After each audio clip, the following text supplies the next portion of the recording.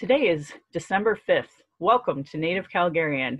Oki, Naganago, Mekoche, Chestokom Aki. My name is Red Thunder Woman. My English married name is Michelle Robinson, and I use she and her pronouns. Native Calgarian is being recorded on the lands of the Nitsitapi, which is the Blackfoot Confederacy. The Blackfoot south of the imposed U.S.-Canadian border are the Blackfeet, and north of the border are the Siksika, Kainai, and Piikani of the Confederacy. These lands are Treaty 7 lands, signed September 22, 1877, with signatures that include the Blackfoot Confederacy, the Stoney, Dakota, Wesley, Chiniki, Bearspaw Nations, and the Dene from the Tsuut'ina Nation. I acknowledge all First Nation, Métis, Inuit, status and non-status across Turtle Island as the keepers of these lands. All non-Indigenous in Alberta are treaty partners with the government signing on your behalf. I honor the Blackfoot as the elders and members have been so kind to me on my Red Road journey. Elder Red Crane taught me how to pronounce my spirit name, Red Thunder Woman.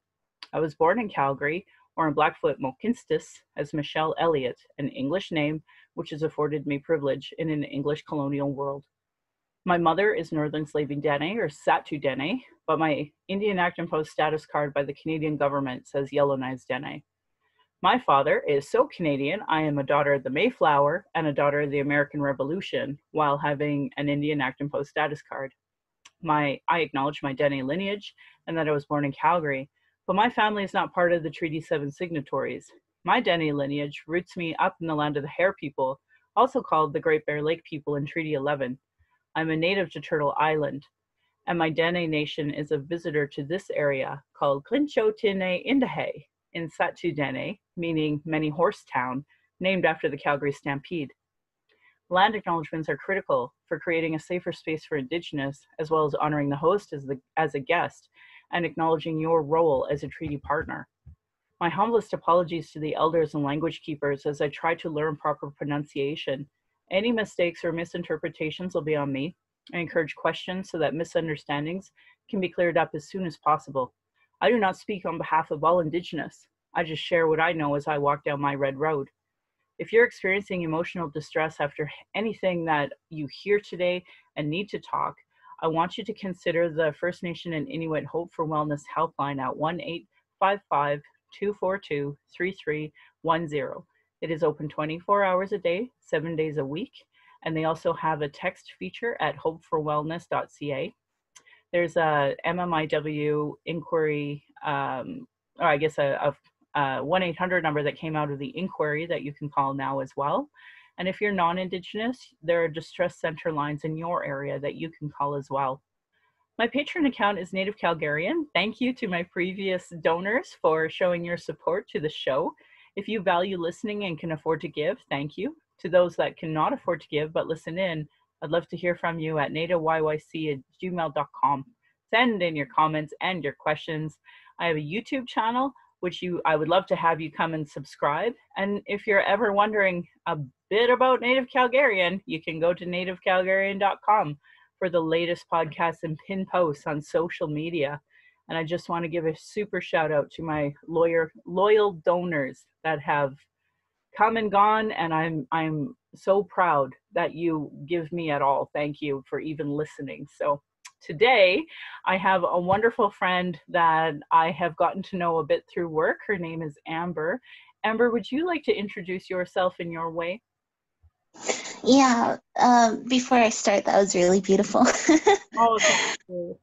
You're welcome. Ambawastets. My name is Amber Twoyoungmen. I reside from Stoney, Dakota. I am Iyithka Wia, Stoney, Dakota woman. I am currently waiting on my native name.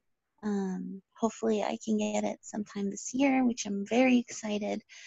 I am part of the Dakota Eevee Club from Stoney, Dakota, one of the founding members. And if I trip over my words, I'm sorry. I'm still kind of nervous. You know, and I honor you being on here and introducing yourself in your way. And no, I'm just grateful to have you. I know for a lot of people, they don't want to show their face, and I don't blame them. I'm very nervous. I really don't like looking at myself in the mirror. I suffer from body dysmorphia, and it's really hard for me to see a picture of myself or even stare at myself in the mirror. So it's like it's an on struggle battle I'm going through currently, but day by day I'm learning to break the barriers in a way. Like I just recently, like I would never share myself, like the magazine, everyone's saying like the picture of myself on the magazine, it's really hard to look at, but I had the courage to share it out there with my friends and family and whoever can like see it, because I feel like they deserve to see it. Like I Yeah, can't you're hide right. They my do. And I'm just going to give some background to what you're talking about, because I was lucky enough to have Jenny from Big Kitty come on my show last podcast. And the picture that Amber is talking about is the one that is in Big Kitty magazine. And I did place an ad, and my ad for Native Calgarian is with your picture. So when I seen your post, I thought, oh, I haven't even seen the magazine yet. It's so exciting to see. And then to have it be with you, that was so special. So I just hope you know how grateful I was to have that with you. Oh, that's really sweet of you.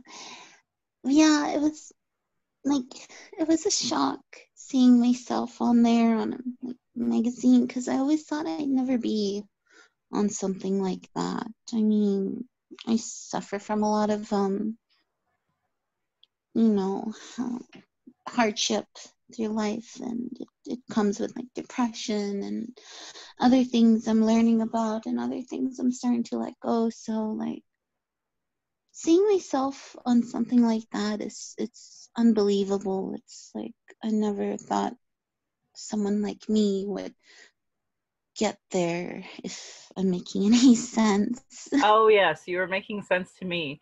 And the other thing is too, like I work with you indirectly, so I get to see your finished product and try to create events and have other youth see your work.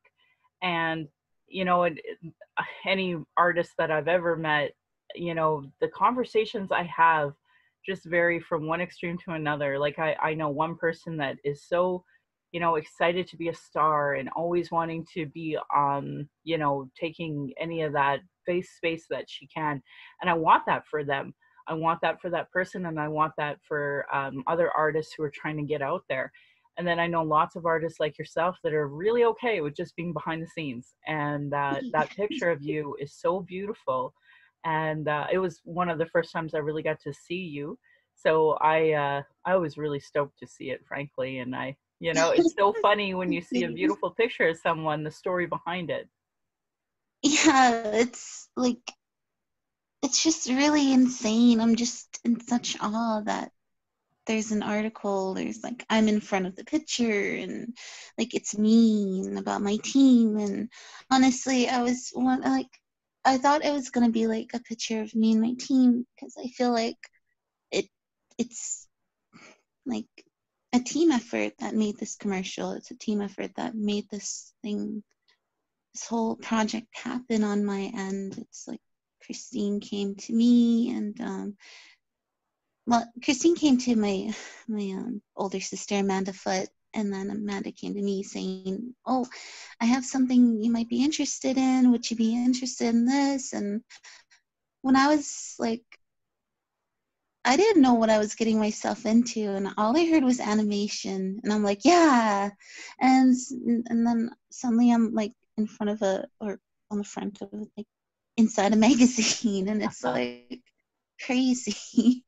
So it's like a team effort, and I was really hoping to bring in my team animators that helped me create the commercials into the podcast. Sadly, they all have like busy lives, and some of them can't connect to Wi-Fi, because living in Morley, it's really hard getting like a connection through internet. I mean, that was like a really big struggle of ours when we were working on the animations itself, like the pandemic happening and the struggle of where are we going to bunker down to animate, because we all have to work together in the same room, because we've lived out in the rural community for like all our lives, and we didn't know much about like connecting, like, oh, you can get on Zoom and we can all connect that way. No, it's like when we teach in Dakota, when we teach, we have to be in a room together, if I'm making sense, and it feels more productive if we're like together. So it was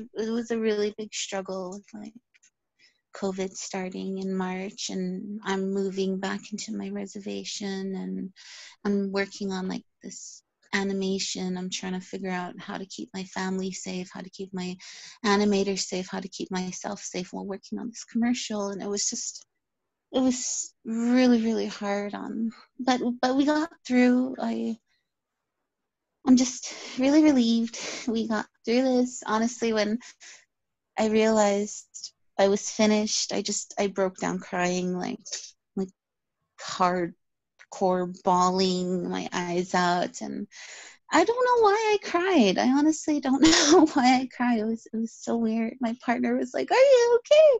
What's happening? Who hurt you?" I'm like, "No, I'm just done my commercial." Well, I'm not gonna lie, Amber. Like, I can't imagine what it's like from your end trying to put together this production.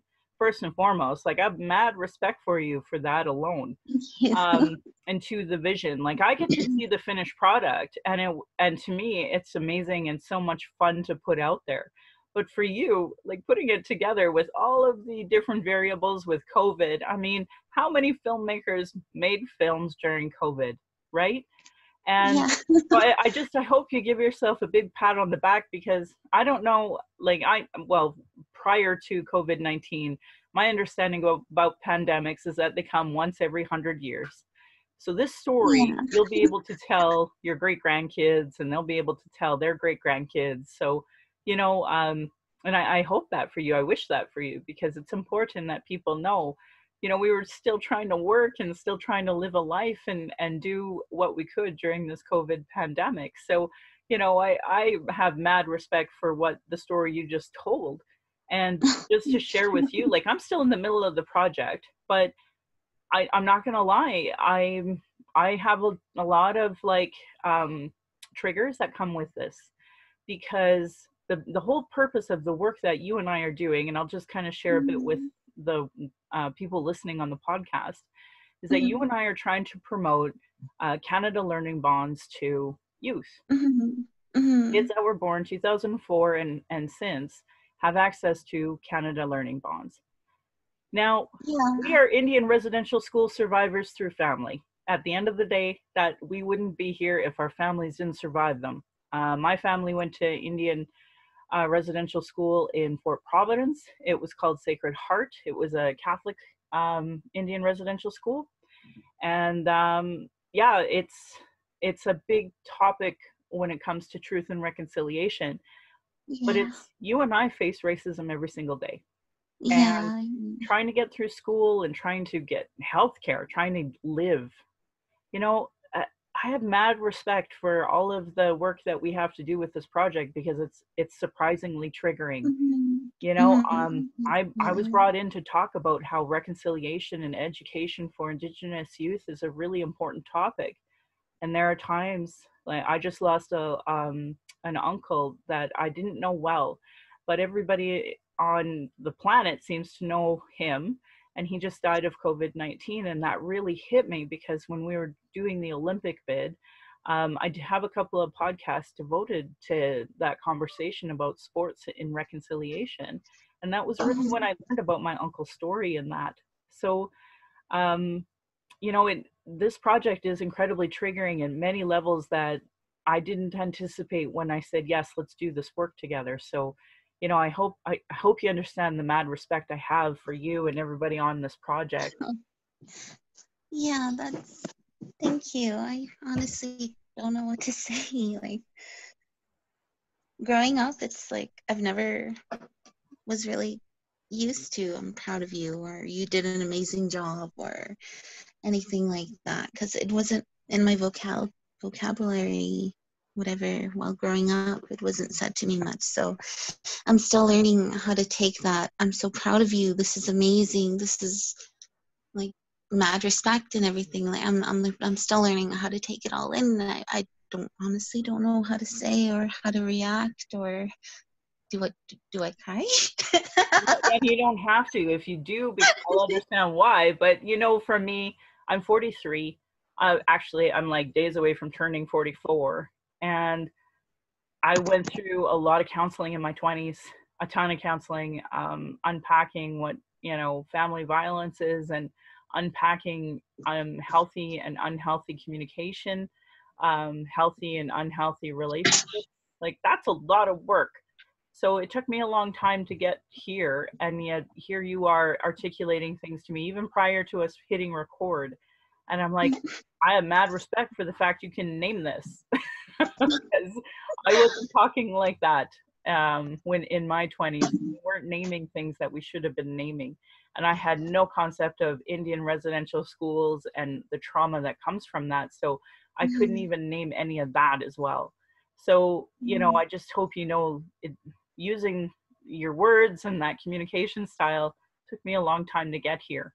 So I understand why that, you know, is hard. And the truth is, if it wasn't for healing with my husband and having new chosen friends and family, I really do think I wouldn't know what those words are either. And I have a good network now that I feel comfortable having a baby with, you know, things like that. So, but it took me a long time. I just assumed I was never going to have a child at one point. So. Yeah. I mean, it's not really any of our fault that we, like, back then we didn't know. It's like it was a lot. It was really hard on our people back then. Like, it was really hard, and if I have the chance to break that cycle and learn about all this ahead of time, maybe I can help our future generation heal, because that's my plan. It's my plan with my nephew. I don't have a child myself. I have a nephew who I love dearly, and he's my child. He's, as an auntie, I'm second mom, but seeing him, he inspires me to work a lot on myself, to be open about what I'm feeling, because honestly, I wish someone was open with me when I was younger. I wish someone would have educated me on what these feelings were, that okay, what I'm feeling is normal. It's good to feel these feelings and process them as a child, and I wish I had that. So if I'm more open about what I'm going through or what I have with the younger generation, then maybe they'll understand that, okay, I can feel this, I can go through this. It's I'm not crazy, you know? Yeah, well, we have a lot of intergenerational mourning to do and healing. So, like, even for me, when I find out new things, like, I take the time to cry. I take the time to try to name it. I do this course called Mending Broken Hearts. I facilitate it. And one of the key concepts is that you have a timeline of your life and a timeline of, you know, your complex trauma needs, or complex trauma, and then as a result of that, what your needs are and what you need to do to heal that. And the irony is, when you do that, and then you do another one, that intergenerational healing, the more you learn about your family, the more you see that trauma that, like, builds and builds and builds. But once you name it, you're healing from it. And that's something that our kids don't have to do. And that is something that, you know, like, we're lucky in the sense that because our ancestors, our parents, our aunties, our uncles, our grandmas, our grandpas are now able to be open and honest about the TRC and about that bigger like, thanks God for the TRC. They were naming it before, and people were just gaslighting it and saying, no, no, no, no, it's not a thing. And now, because they can name it, and we have, you know, the calls to action and the calls to justice and all of the things that we can look back on, even the Royal Commission on Aboriginal Peoples, they have over 400 recommendations in there. So it's easy to kind of start putting together where it needs to be named. And then that helps me heal. Once I can name something, I can heal from it. That confusion, that's hard. Yeah, it's like, once you know what's happening, you have an understanding, then you're prepared to, like, okay, this is what I'm going through. This is why I'm feeling this way. I can learn and start my healing journey. I mean, I'm starting my healing journey as of last year, and I'm still going through a lot. Honestly, I thought like this was my perspective before the thought of healing journey came up when I was like back then. It was like, okay, you're gonna go through a healing journey, you're gonna open up some things, you're healed. That's honestly what I felt when I first heard of healing journey. But actually going through it is like it's messy. It's messy, it's overwhelming, it's tiring, but it's also like hopeful. It brings this new perspective of, okay, my mindset was at this, and now I have a different way of thinking, of feeling, of like Hmm. You know, expressing. yeah, no, I volunteered at the distress center and they gave some really intensive training. And one of the really key things I learned from there that has been so helpful for me is that exactly what you said. I thought grieving is a process, like here's the beginning, there's the end, boom. But at the Mm-hmm. distress center, they said, no, it's a cycle.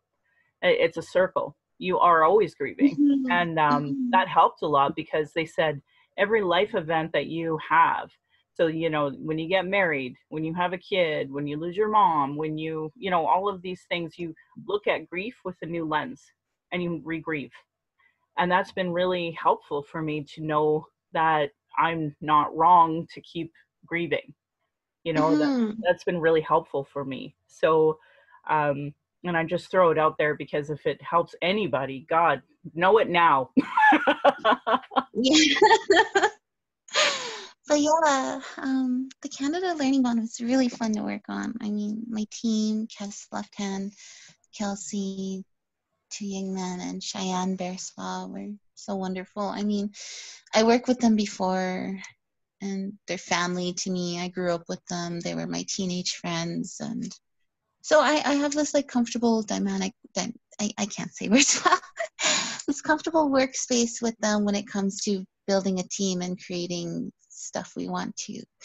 When the AV Club was like brand new, its first year, me and my friends made our first film, and we weren't anticipating it to like go everywhere like I did. It's Crush. My first film was called Crush. It's a horror film that's like about a girl who's in love with this guy, but she gets turned down, so she turns like crazy and kills him. But that was like that's like my I'm really into horror. I really am into horror, and my friends, they really do support me with that. And we've made our first film when we were a teenager, and then Dakota AV Club, Amanda was like, let's send this out to places, and that went everywhere. And that was like my first time like, hey, we did something. And then I got into like Dakota AV Club, and I became like I joined like the AAP program with Quick Draw, and I learned animation through there. And I just love animation, but my friends love it more than I do to a bigger extent.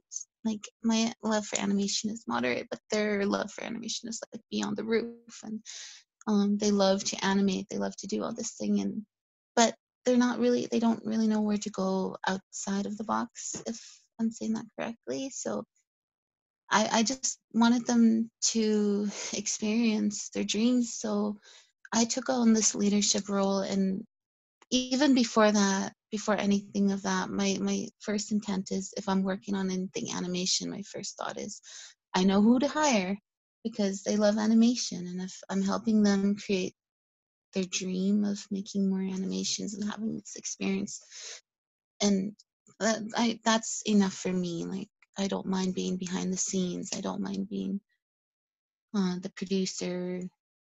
I don't mind being the leader and handling the hard stuff, as long as they have like their dream of animating, because they're my community members, they're my friends, they're my people. And if I can help my people in any way, then I'll do that. I You know was what? really hoping. Oh That's yeah. great. I want that. I always talk about, I don't want to just heal. I want to thrive and I want to have Yeah. fun. I want to live a Yeah. life, and I want that for everybody else. And I'm so Mhm. grateful that you're trying to do that work for your friends and for the community and at large Yeah. in general.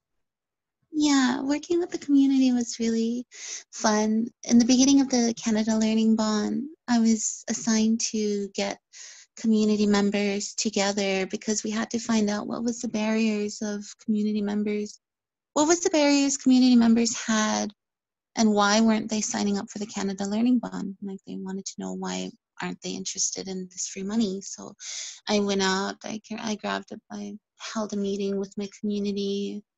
I did a catering with a local business here in Morley called Gail's Delightful Creations. So I hired Gail's Delightful Creations to come in and cater for me. I hired local community members to facilitate for me, and it was really interesting learning about how they feel, like other people in my community. It was one of the big issues surrounding the Canada Learning Bond for them was like maintaining a good relationship with a bank, because you have to have a bank to sign up for the Canada Learning Bond. Another big issue is that a lot of people don't want their children to leave community because they know the racism, they know how dangerous it is out there for Indigenous people, because we're going missing, where people are getting murdered. They know that, so they want to keep their children in community. Another one is that there's a lot of young parents that don't even have Wi-Fi or proper phone to sign up for the Canada Learning Bond. It was really heartbreaking hearing all this stuff from my community, and it was a really good knowledge to take in, because it explains why a lot of community members in reservation can't sign up for the Learning Bond. It's because they have all these barriers, and it's just constantly barrier after barrier after barrier, with like getting a bank, having a SIN card, having a relationship with like settlers that work for these people. Like it's overwhelming, and I understand how it is, and it was a good insight learning about what's keeping them from getting this Canada Learning Bond. And yeah, it was really good just listening to the community. I really appreciated you doing that work when Christine first came at me and said, this is some of the research that came from it. I was really impressed that you were able to get that data in general, and that people were willing to be open with you about it, because sometimes people, they don't want to talk about those barriers. Yeah, And if we don't talk about them, then we can't reduce the barriers, and we can't yeah, address exactly. solutions, right? So I Mhm. thought it was really great data that you had collected. And I don't know if you know this, but I ended up going to Mississauga before the pandemic hit. And Mhm. we talked about that with people who wanted to listen. I mean, there were a lot of folks there that just didn't care. They were just there for a weekend, clearly. But, Mhm. for folks who were willing to listen, we found that to be really good information they were unaware of. So I hope you know that Mhm. work, like it went national, that work. Oh, that makes me so happy to hear. I never knew that. Yeah. Yeah, I was really honored to be able to share that information with the folks at the Canada Learning Bond, because they don't know. Truth and Reconciliation Commission call to action is 57 is Indigenous education for public servants. I'm not going to lie, I do not see that municipally, provincially, federally. Like, they don't get it. And when I say they, I Mhm. mean everyone who's non-Indigenous. And, Mhm. Mhm. every nation has its different barriers too. I mean, long-term water advisories, infrastructure issues, all sorts of reasons all across the country for different reasons. But, regular Canadians, they don't know. I mean, to them, a hardship is having Timmy's closed for the day, right? So, they just think it's a reality. That's funny. Sorry, I'm tearing up here. Yeah, well, you do good work, and I want you to know that. But I was also wondering if you would feel comfortable sharing the films that you worked on and what they're about. Yeah, of course I'm comfortable sharing the films. So, the Dakota Eevee Club is we make a lot of films, a lot of animations. We work with a lot of youth. let me speak more about the Dakota. Eevee Club is like a nonprofit or an organization. Our biggest film so far is the dog documentary we just finished last year. It took us 5 years to make a documentary. 5 long years. The concept came up when I was like in my first year of high school, and Amanda Foote started coming as a youth, or working with the youth, and I started, I guess, staying after school with her because, you know, home wasn't really good. Going home from school wasn't really good. So I'd find any excuse to stay after school, and there's this settler woman who I thought was like working with youth after school. So I'm like, sure, I'm just gonna go there, hang out, not really interested. But the more she got involved, the more she made a big impact in my life. I mean, I wouldn't be here if it wasn't for Amanda Foote. She's really inspired me to do a lot. I just love her so much. And she just recently had a baby, and I'm so happy for her. And she basically took me in from Morley to live with her in Calgary. So I was living with her for 5 years, and she helped me get all this stuff. She introduced me to Christine. She introduced me to filming. She introduced me to animation. So I wouldn't be here if it wasn't for Amanda Foote. So Amanda, if you're listening to this, I love you so much, and I hope you know that. Oh, I will be sending this one to her for show. Yeah. Too, that she created an impact, and I actually heard you earlier.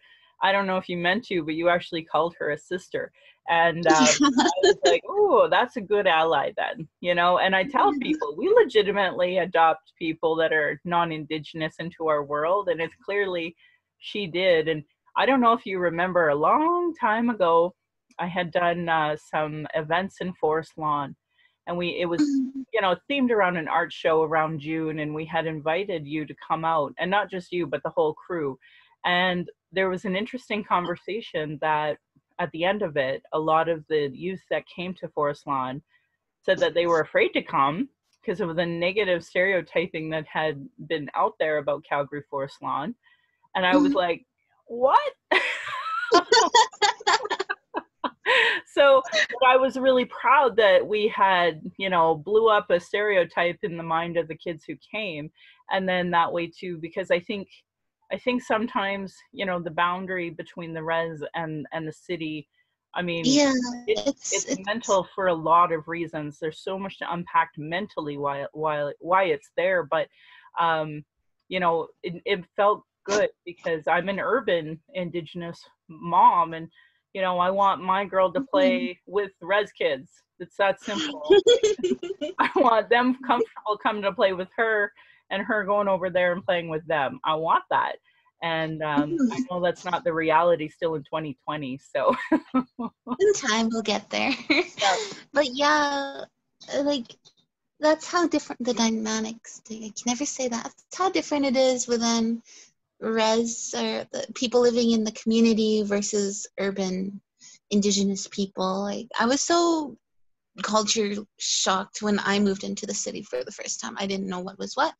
A lot of, like, I was so scared leaving the house until Amanda kind of pushed me to go out there and explore, like, because I was taught that, oh, this is going to happen to you, this is how people think, this is the bad part of the town. But because I was taught that way living in the reservation, only because a lot of people wanted to keep their children safe, right? Like, they don't know what's going to happen to them out there. They just want to keep them safe. And if that means like overbearing them with this fear and feeding their mind with this fear just to keep them in community.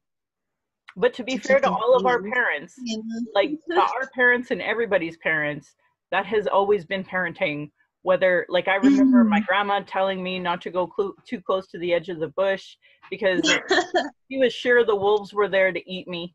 I was just reading about German parents teaching their kids that their hands will get cut off. Like, there's always reasons for parents to be like, don't go there, don't do this. You know, we want to keep you safe. But it was like a really big culture shock moving into the city. Like I was scared to go to Forest Lawn, but having more like I went to a lot of workshops there. I went to a dressmaking workshop with Tina Fox or not Tina Fox. Oh geez, I can't remember her name. I will definitely get her name, but I went to like dressmaking workshop over there for Indigenous youth or girls. I went to a lot of workshops in Forest Lawn, and it's not bad. It's like most of our people live over there, so it felt homey, connected in a way. Like You know, yeah, and a like lot of people, like, because I grew up in Sylvan Lake, and as a Sylvan Laker, I had to go to all the small towns to whatever, play mhm. baseball. My brother played hockey, right? So we went to all the small towns. And to me, Forest Lawn looks exactly like every single small town in Alberta. Mhm. Every Mhm. one. And it's the only one that's still authentically a small town. And originally it wasn't a part of Yeah, Calgary. yeah. Yeah, so it does Mhm. look like a small town, and it is a small town. And the irony is, like, I don't want all of the rich socialites who look down on us to come into Forest Lawn, because it's like our own safe little area to actually be, Yeah, you yeah. know, so where we can be ourselves. So I always tell people, well, don't let the yuppies know how much fun you had in Forest Lawn. Just tell all your friends. Yeah. Um, I don't know what else to talk about, honestly. I'm still No, learning how that's to keep a okay. conversation. Well, I really wanted you to talk about the films that you had worked on and the Oh, ones that you're oh proud of. yeah. I Yeah, totally because forgot about that. no, that's okay. That's okay. Because the best part about being like us talking for the first time is that we get to go on tangents and then bring it back. Mhm. Yeah, I totally forgot about that. So, Oh, yeah. yeah, the films we worked on in the beginning was mostly horror films. I mean, Jared Tingman came up and said, let's make a horror film with youth. And I was stoked. I'm like, yes, horror. So we made like a 3-part series of a zombie film that was directed and produced by Jared Tingman, the leader of Dakota Eevee Club. And it was really fun. It was like all like it was so cool because all the zombies we've made were reused alive actors at some point, and like all the zombie had corduroy t-shirts because it was so easy to like open up a corduroy t-shirt or blood it or like make it gory. So it was really funny. And I was on the film as an actor, but honestly, I wasn't really comfortable. Like I'm so comfortable being behind the scenes. I'm so comfortable not being seen. So that was like first time my experience being an actor. After that, we started branching out and having more youth come into the Dakota AV Club as members, and it was like it was getting big. Like having the youth come in wanting to do music videos or like remade music videos. We have this like group of girls that want to remake videos of BTS. Or I honestly don't know who that is, but they want to redo videos of BTS, so we help them, and it's like so cute seeing them want to do like this big production videos, and we're just like this puny, puny little people with like cameras we got from a thrift store. So it was really interesting. I Yeah. love it. I love it because, my daughter, she's all into, I don't know, Dream, some guy who plays like, I don't know, Minecraft. So I just get a kick out of the kids wanting to do that. And when I was Yeah. younger, the only thing that mattered to me was getting home in time to watch Big Hits and Dan Gallagher, Exactly. doing videos of Madonna and whatever. So Yeah, exactly. And like making the AV Club inspired these youth to like think bigger and constantly think bigger. And this one youth from my community actually got into like a film called Monkey Beach, and it's like this really big film. She's co-starring in it. And it's just makes my heart sore thinking that even if it wasn't a big much of help, at least like knowing that our support, that little bit of support, helped them push through that. It makes me so happy, and I'm so happy. I'm I'm really so happy happy to for hear that Zoe's too, snow. because Yeah. it's amazing. And I know when I was younger and I was raised in a white community, like they didn't even think like that then. And I could never imagine like a big actor or somebody coming out of the town I grew up in, because we never had any type of conversation like that. Either you were going to Mm-hmm. be a tradesperson, become a cop, Yeah. or Really. join the military, or become an academic. And I mean, I grew up with Dean Henshaw and other friends of mine who ended up becoming, specialized doctors in infection and disease. And now we're like, part of like schools and the science teachers and things like that, because they were able to somehow figure all of that out, and I'm really proud of them for doing that. But for me, I never had that type of thing at all, and I had to work full time while doing SATE part time, and I didn't even end up getting a full certificate. I worked towards one, but all I wanted to do was draft. And then as soon as I got a good job, that was when I quit going to post-secondary, because I just it was Mm. hard. It was really hard. Yeah, that Yeah. does sound really, really hard. But, I'm really proud of you pushing that barrier and being the like what's it called? The generational curse breaker for our new generations, and pushing that barrier and saying, you know what? This is not for me. I know there's something out for me. And now you're doing this amazing job and you're inspiring a lot of people. When I first found Native Calgarian, I was so stoked. I'm like, oh, a page for Native people in Calgary. This is for me. So I joined, and then I found that you were behind it. So I added you, and because you inspired me so much to talk about a lot of stuff. Honestly, throughout this whole year, your post and everything you say and post as Native Calgarian really did inspire me and really did open my eyes for a lot of things that we're in world. So thank you for that. I really, really do mean it. It Oh, helped me, and you were part of my healing journey. Even though you didn't know it, you were part of my healing journey. Thank you so much. wow. So is this where I cry? I cry Yeah, do I cry now. now? Do we cry now? So yeah, I'm like really happy you're doing this, because if it inspired me, then you're inspiring a lot of young people out there. Well, thank you. I appreciate that. I know that the world we're growing up in right now, that my daughter's growing up in, that our next generations deserve way better. And I want Mhm. that. And Mhm. I know that my politics may not have been very popular enough for people to vote for, but I Mhm. wanted that platform to say this is unacceptable. And now in the last few months, like 6 months, there's been so much conversation. I mean, I ran Mhm. talking about racism and discrimination and inclusion like 4 years ago, but there wasn't the appetite for that conversation. And I think thanks to all of those survivors that told their story to the Truth and Reconciliation Commission, and thanks to the commissioners for writing that report, and then the inquiry, having families, you know, strongly tell their stories, and having the commissioners write that inquiry report. Like, I, I just can't imagine having all of these people so dramatically affected by government policy, then having the very people who implement government policy ignore these reports. I Mhm. can't wrap my brain around that at all. I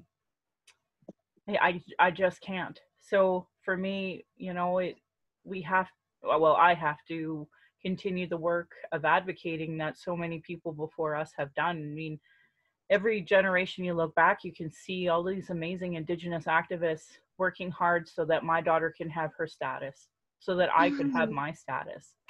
Um, and to throw any of that away, ignore it, not honor that, I'm I believe in that intergenerational role as well, and I believe that it would be a dishonor to my families that's survived so that I could even be here, to not honor what struggles they went through. Um, Mhm. I think it's a miracle you and I are speaking right now, and I'm really honest with people about that, because the government has worked so hard on a genocide against us. The Mhm. UN and all of the Western world is okay with it because they're the perpetrators of it. And so that's why I have a lot of pride and strength in who I am. because I know it took a lot for us to be here right now to have this conversation. And I honor that with all of my heart. And I want to create a space for us because we've never had space before. And now we see amazing podcasts and amazing, films that you do and that the youth do. And that is what is going to move this conversation. I get tired of the Louis Riel quote that our people will sleep for 100 years and then they'll wake up and talk about it through art. And I get tired of that quote, but it's true. But look at our people. Look at the making of Treaty 7 and the wonderful productions that come from that as well. And now we have the CBC Indigenous, and we have we had APTM for quite some time, and they're really becoming a respected news agency, just as any other one would be as well. So I think that there's been a huge shift in the last, especially 10 years. And my husband, he's the one who threw the mic in front of my mouth, and he's like, talk, just talk. I've had similar experiences. My oh gosh, sorry. My partner here, Aidan, he's been a lot of support. He's right here, right next to me, actually holding my hand. Aidan, say hi. Hello. This is my partner, Aidan. We've been together for 10 years, high school sweetheart. Aidan is currently transitioning from F to M, so I'm really proud on his journey.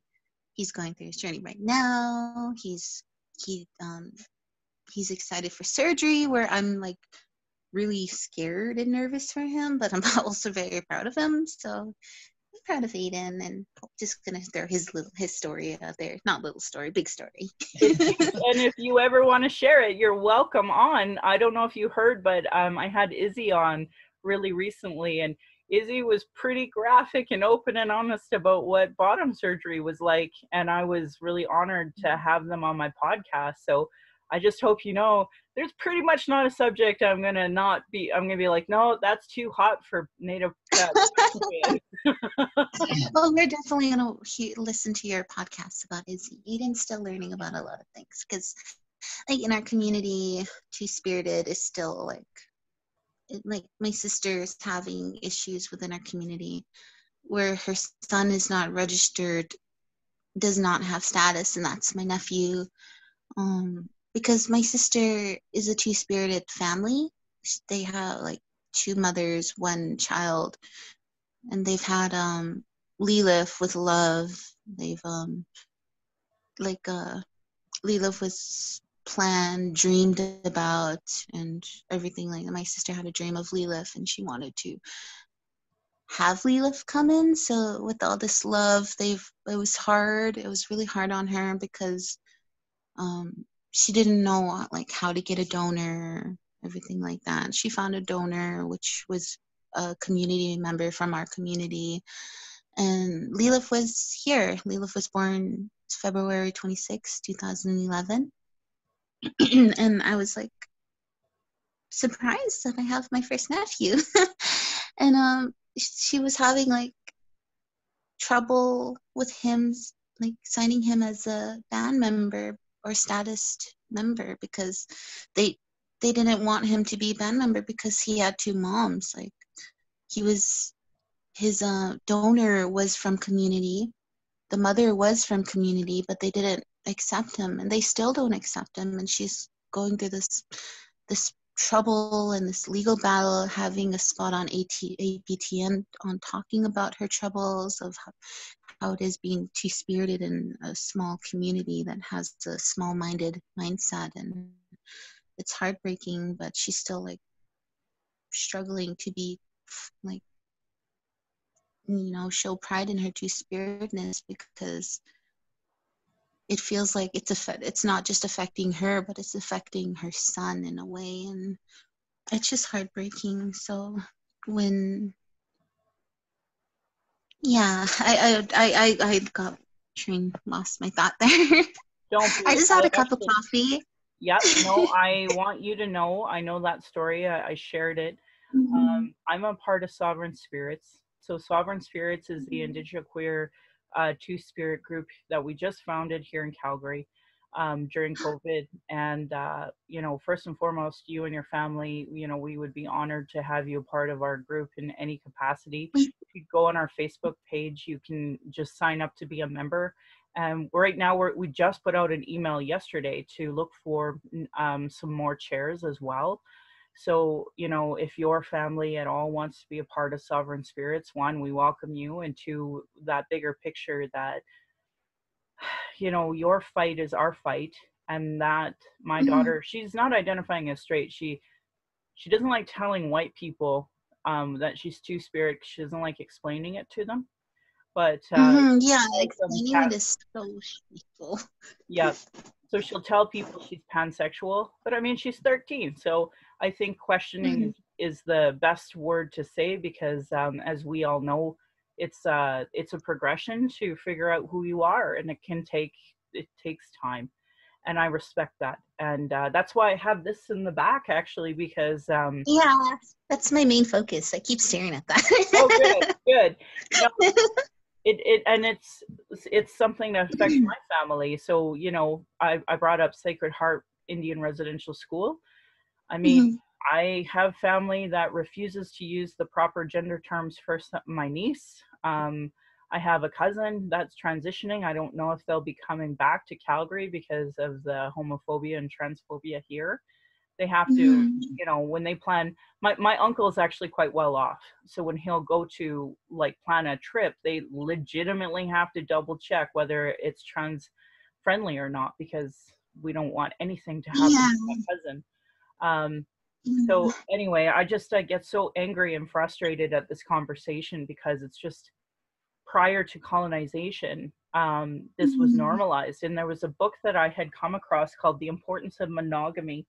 And it's by Sarah Carter, and that book changed my life and my worldview, because it really explained how Christianity forced land theft legally, and it pushed these values on my family that were they still don't feel right to me. They still upset me.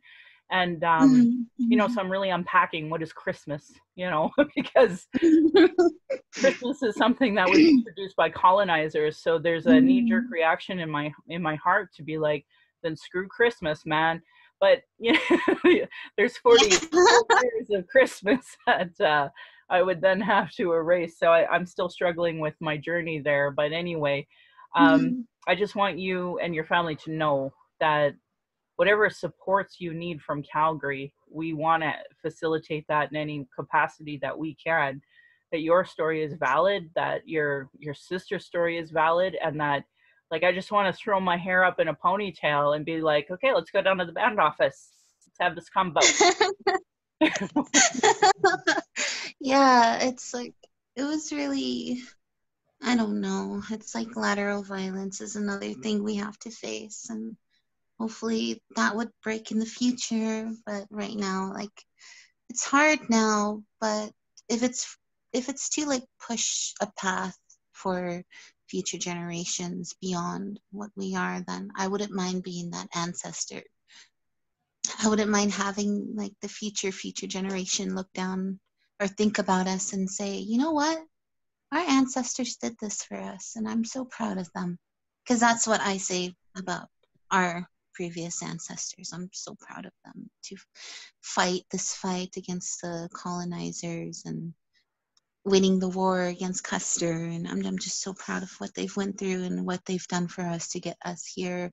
It's not 100% perfect, but it's something, and maybe in time we can make it more better for our future generation. So yeah, agreed. Wow. I look at it. What a beautiful conversation. I want to continue it forever. And I want you and your family to know you're welcome on Native Calgarian anytime, anywhere. Thank you. So whatever project you're working on in the future, if you want to talk about it, your family, you're all welcome on Native Calgarian anytime. And maybe one day we'll get to see your beautiful picture again. But in the meantime, I'm just going to have to share the one I get from Big Kitty. Maybe in the future. Right now, I'm taking the year off to get my priorities straight. Because this year was so hard. It was like I've almost lost my life. I've dealt with a move. I've almost broken up my relationship with my partner because I was going through so much. And so I'm taking a year off. So hopefully next year you'll see more of my name. It's not hopefully, it's gonna be, it's gonna happen. I'm gonna make it happen because I want to I want to make paths for or younger generations, and I want to be that leader for them. If it's like I said before, if it's something that I can do, something that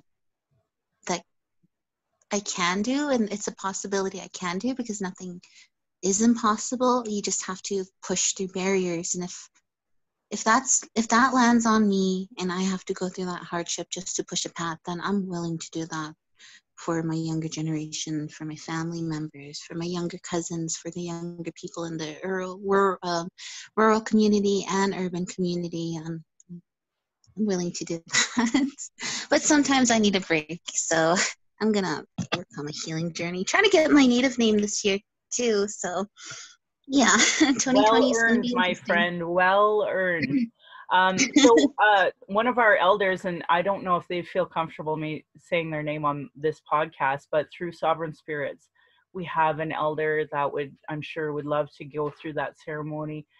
Because you're Stoney, Dakota, we might want to do a different elder, but maybe not necessarily. So we'll have that conversation later, maybe off air. But just know that if you need a name and you want a name, we'll figure out how to get you your name. I honestly, because I was never grown up with grandparents, right? Or the traditional side of like being what Native is and the traditional practices. I've never grown up with that. So I don't have like resources to talk to an elder within my community because of how shy I am and how anxiety is a big barrier of mine, or who I can connect with. So it's a hard journey trying to find my name. Hopefully talking about it will help me. Yep, because you know what's going to happen is that everyone in Treaty 7 is going to be like, did you know Amber needs a name? And then we're like, did you know? And somebody's going to be like, I'm going to give her name. I hope so. I'm really looking for my name. I'm on the search for my name, and it's something I'm really passionate about. I'm really looking forward to earning my name. Yeah, well, and rightfully so. And I hope you know that we'll work at that and get that done, because it needs to be done. And I know we're all following that case with your nephew, because it's not fair, it's not right, and and again, that fight could be my daughter's fight. I don't know. So I hope it's really important work, and if there's a way we can support you, that's what we want to do, because it is isolating, and I don't want you to feel isolated when there's a whole community rooting for you. We might be too shy to tell you. Yeah.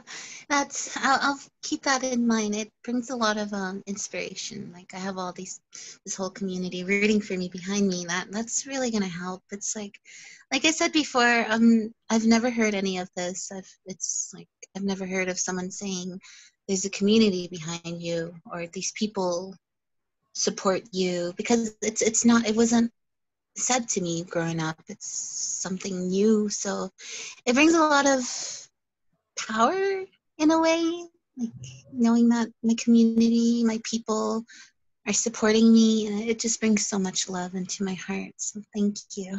You're welcome, and know that that's the right fight to be fighting. I could go on for an hour on just that alone. So maybe I should.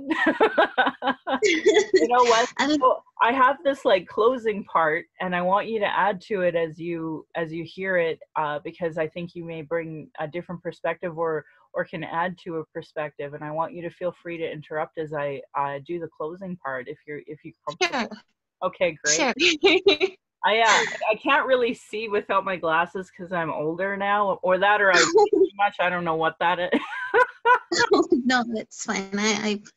I'm stuck with glasses too. I literally can't see thing, Yeah, but that's oh my gosh. awesome. Yeah, no, I am that person. I can't see. Right on. Okay, so Indigenous have been talking about these issues, sharing our traumas and reports, commissions, public hearings, just so it can be regularly disregarded no more. Honor our words, honor the treaties, listen to politicians and their policies and platforms. If they don't recognize marginalized with their gender equity plus, if they're cutting violence prevention programs and services, Indigenous education, changing the curriculum, Jason Kenney, uterus health choices, gay straight alliances, cutting the services to be able to do the surgery, lack of human rights for migrants, immigrants, folks with disabilities. Know that your vote to that party directly negatively impacts marginalized people. You know, and I can't emphasize this enough. Today, we are going through record over 1,800 cases of COVID-19 a day, and we can thank really crappy policies for the reason why this continues and continues. So I've been saying this statement for over 3 years. And now in 2020, you are seeing the manifestation of that through poor public policy and through poor indigenous or non-Indigenous friendly and these policies without a racial lens. Now you're seeing the results of that. So way to go, voters. Yay. Demand that they implement the Truth and Reconciliation Commission report's calls to actions, the recommendations of the Royal Commission on Aboriginal Peoples, the multiple reports about child welfare reform, the violence prevention reports that are out there and recommendations, and now 231 calls to justice from the National Inquiry on Missing and Murdered Indigenous Women, Girls, and Two-Spirit. Denying these reports is a form of abuse called gaslighting. Our people are experiencing extreme racism at the educational, justice, and health institutes, with multiple reports that say the same thing. And in fact, one was just released in BC. So don't pretend that it doesn't happen out there. That change from these election platforms and politicians. If they don't understand colonialism, racism, privilege, and sexism, they literally have zero business running. It should be understood by all parties, local politicians, community organizations, band, sports organizations, community centers, bands. A great article that I said out loud in episode 62 is Truth Before Truth, How Non-Indigenous Canadians Become Allies. I recommend folks learn how to be better allies. I want to continue by putting cultural safety into action so that you can create a safer space for people who have a disability, for those that are people of color, Indigenous, LGBTQ2+. First, you have to do something. Having good intentions is not enough. Take action to make change. Speak out against racism. Ask questions of those with more understanding. Find allies and create a support system for yourself so that you can advocate for culturally safe approaches. So I'm just going to stop what I normally say and just say to my family here that I consider you my family already because you're part of the Two-Spirit community.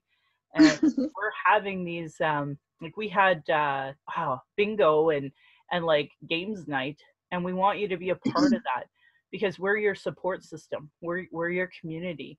And this is what I need to create, a healthy, safe space for my daughter, for you, your family, so that, you know, you, again, thriving. We're having fun, we're thriving. And these, you know, so-called allies that are non-Indigenous people claiming that they're trying to help us, they're not facilitating any of this. So we have to do it ourselves. And they're not funding any of it. So we have to do it ourselves.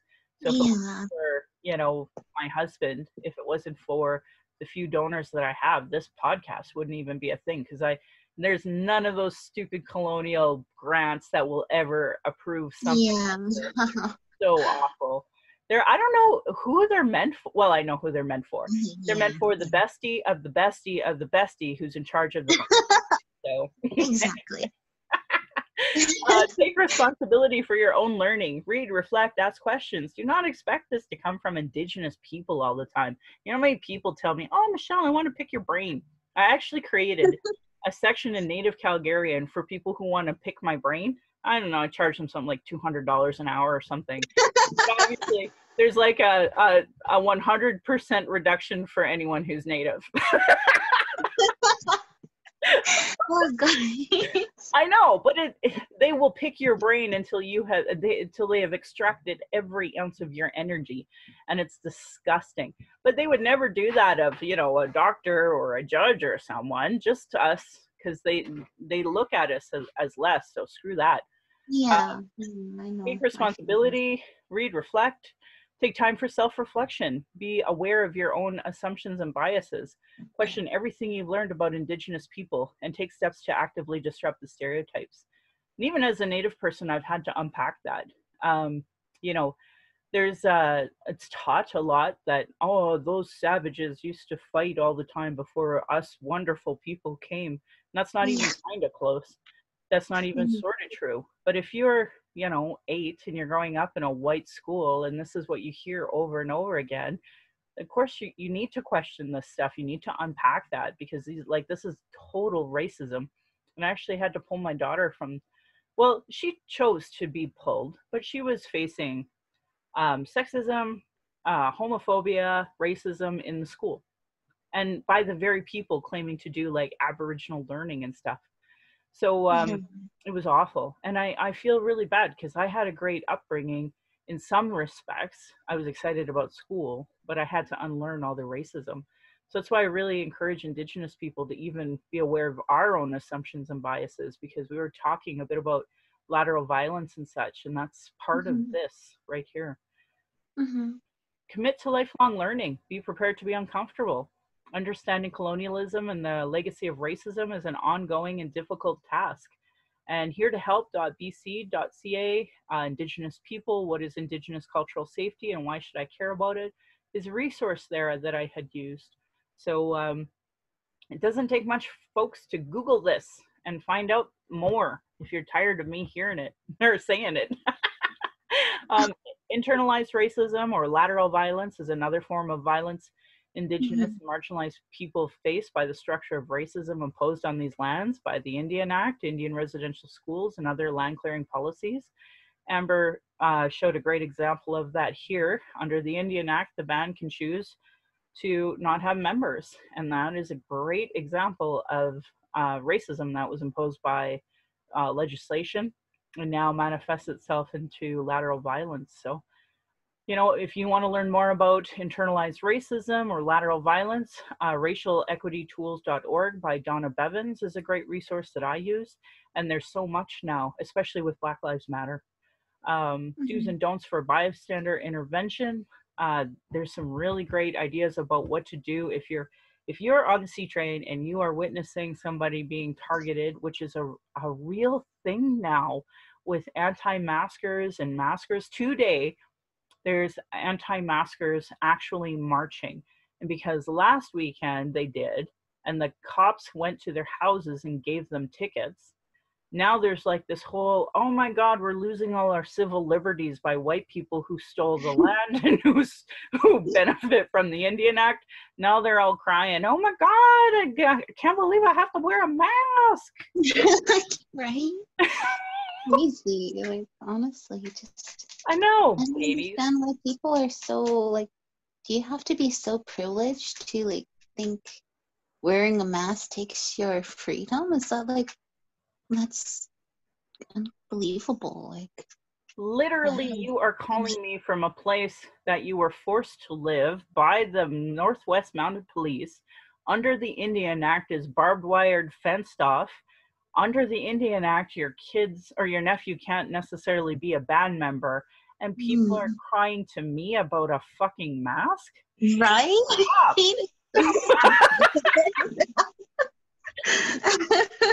Babies, wait until you find out about the Indian Act. Oh gosh. Yeah. Well, I just have to So say, Ishnish, Michelle, for having me on here. It was very delightful of hearing what you have to say. Like you always educate me on all of this stuff that I didn't know. I'm gonna have to say that again. That your page is so has like a pack full of information that I didn't even know. That I love hearing, and it riles me up, but it's a good thing. Like, it's a good rile. Like, okay, what can I do more? What can I do more to like help my people? And That's it's right. nice. Oh, Thanks for having me on here. oh, I'm so honored. One of your elders, Alice, I get to hear her speak your language, and when I hear that, I just immediately thought of her. So I just hope you know how much I love hearing you speak your language. Um, I'm still learning. yeah, well, but I am too. I mean, literally all I know is Mossy Cho. So I gotta, because I think the other thing is too, is I heard that the Northern Slavey and Southern Slavey have different dialects of Slavey. And Mm. that's what the older generation calls it because that's what they're used to calling it. But the younger generation is like, don't use that term slavey. It's Satu. So, for me trying to learn the right language, and because Sutina is a type of Dene, in a way I'm like struggling. Do I learn Dene from Sutina and then learn Satu Dene dialect later? But I'm already 44 and I'm like, just, I don't know, trying to survive some days. So what the right answers are, that's for sure. But I do want to say thank you for being on the show. I'm just going to wrap it up here because for a lot of people, if you feel any emotional distress, oh, and Amber, if you ever feel like you need to reach out to me, I please don't want you to hesitate ever doing that because, you know, you just need to know that there's nothing more that matters to me than you and your safety and the next generation. And collectively, we all know. So I might reach out to you and ask you, hey, do you know somebody from Stoney that could X, Y, and Z? So I'd love to. Like, if it's building connections, and if you can find people in my community that can help you further your path, then I'm glad to like help you and build that connection, because I know a lot of people in our community that can probably help you. I mean, my sister is on the board of Making Treaty 7, and I'm so proud of her. So I'm pretty sure, yeah, there's a lot of people out there that are interested in the things you do, but don't know how to get that connection. So if I'm that connection, then I'm glad to help. I'm glad to help if you have any questions. awesome. And that's what this podcast is about, is building those relationships. So I'm so grateful. For my listeners, if you're experiencing any emotional distress and want to talk, call the First Nation and Inuit Help for Wellness helpline at 1-855-242-3310. It's toll free, open 24 hours a day, 7 days a week. As you all know, I'm a part of the Wellbriety group of White Bison Society and do the Mending Broken Hearts. And our statement is culture is prevention.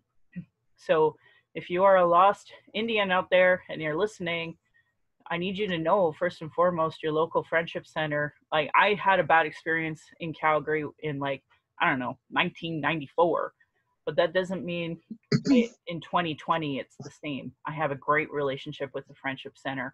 And, I just really encourage anyone listening who's Indigenous to know that there is somebody somewhere close to you that wants to walk you down your red road, and that culture is prevention. So don't hesitate reaching out. And if you have to reach out to me through private message in some way, please do. We'll try to get you connected.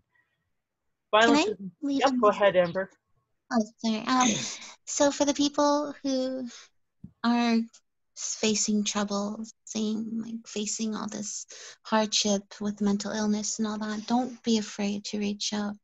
I know it's to you, or to some people, it's so small, like, oh, you can reach out and find all this resources, but to like someone who's facing a personal journey, it's the biggest step, and it's the most scariest step to actually open up and reach out for help and accepting that help. Don't be afraid to accept that help into your life. It will change your life. It will help you.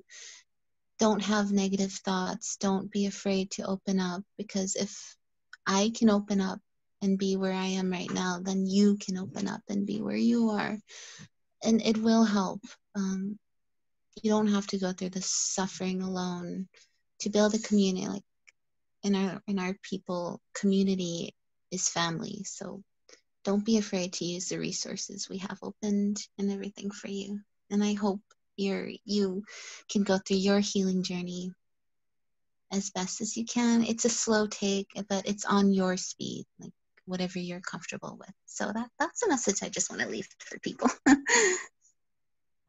And that's exactly why I invite you to come into these conversations, because I think too, hearing it from you in a different way can help somebody else connect. And then when I say it, so thank you, thank you, thank you. Yeah, you're welcome. Yeah. Violence is my everyday reality. Every Indigenous generation has faced it. That's why I started this podcast, to speak freely, without interruption, without tone police, without leadership shaming, without gaslighting questions, as many people don't want to hear Indigenous opinion, but sure want to tell us theirs, even though they don't know anything about Indigenous, know anything about colonialism or the constant surveillance of Indigenous people, our protests, our vigils, our rights, my podcast. Just typical microaggressions, people who deal with internalized racism, who become gatekeepers and survive off the status quo. Some people are so in their trauma, they stop people from doing positive work and deplete the personal resources. Internal and external racism is an everyday reality for Indigenous people. And that's why I started this podcast, as a boundary to be heard. I want to say thank you to my ancestors, my granny, my mom, of what strength looks like through your example. I want to say thank you to my dad for teaching me to be strong and blunt. My stepmom for showing me what a proud culture is through her Austrian family and roots, and stepping up and teaching me to be a proud Calgarian. It is through her I am a second generation proud Calgarian. I want to say thank you to my husband Darcy for producing and editing this show. On top of being my husband, my childhood friend, the father of our child, he's been my support down my journey of the Red Road, and he's witnessed decades of racism and sexism. And to our child, who we are blessed to learn from daily, I am honored you chose us. You give me daily accountability to be a better and stronger person. I hope my daughter, my family will be proud in the future of us discussing these present day issues in a way that they'll understand. Again, my Patreon account is Native Calgarian, where you can pledge and support. Thank you to all my valuable listeners. If you did one donation or many and had to quit for financial reasons, please know I appreciate your support. If you value listening and can afford to give, thank you. To those that cannot afford to give but listen in, I'd love to hear from you at Native Calgarian, nativeyyc@gmail.com, or you'll always message me through social media. And I want to end by giving that side eye to those Calgary rabbits. You're lucky I'm not Tradish. And my beautiful husband would respond, or you'd be in my dish.